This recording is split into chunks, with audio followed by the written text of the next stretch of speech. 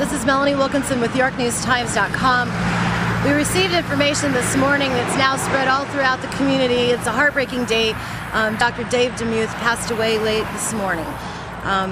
Just a week ago, Dr. Dave was honored as being the top family physician in the entire United States by the American Academy of Family Physicians.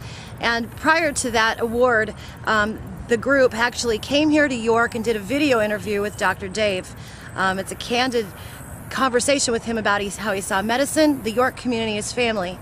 And today we're going to take a look at Dr. Dave Demuth in his own words. I chose family medicine because it's basically all I knew growing up. I grew up in a small town, and all I knew was my family physician in Seward. So when I got to medical school, tried different rotations, but everything seemed to settle back. I liked OB, I liked pediatrics, and so family medicine was kind of a natural fit for me. What's the most fun thing you do every day? I think the most fun thing every day is just the relationships you develop with people.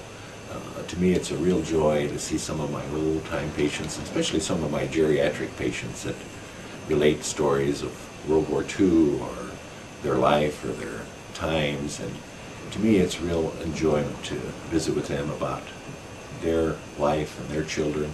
A lot of their children I know also by taking care of them.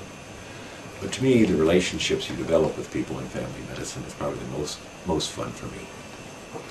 Now, you do lots of things outside of medicine. Tell me a little bit about why you choose some of the things that you like to do outside of medicine.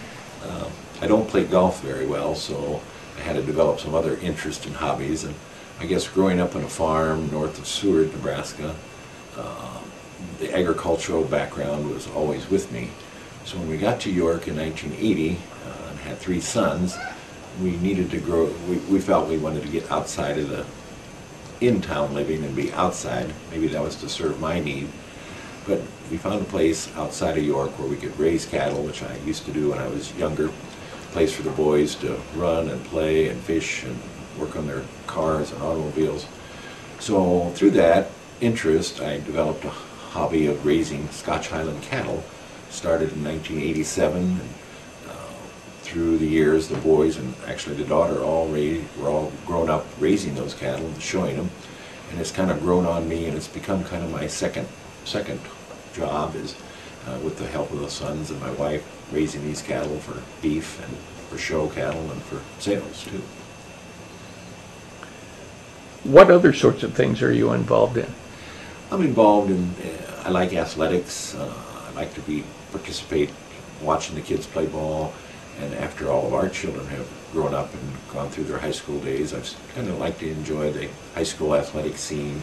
Our clinic serves as a medical provider for health care for the various teams and supply doctors for the varsity football games. So I enjoy the athletic interest in our community, and the young kids growing up is also a big joy for me in practice.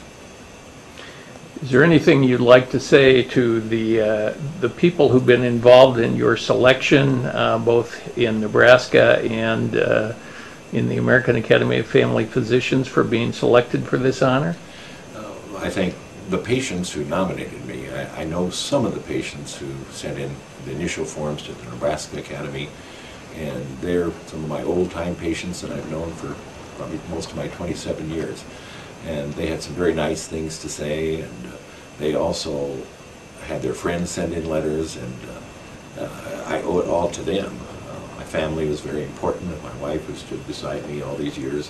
But the patients that sent in all the caring letters, and even some of the patients that I don't take care of that send in letters, were very much appreciated, and we thank them from our bottom of our heart for those letters.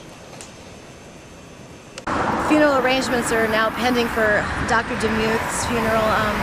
We don't have any of that information, obviously, as of yet. That information will become available just as soon as we have it in the York News Times. Again, this is Melanie Wilkinson with YorkNewsTimes.com.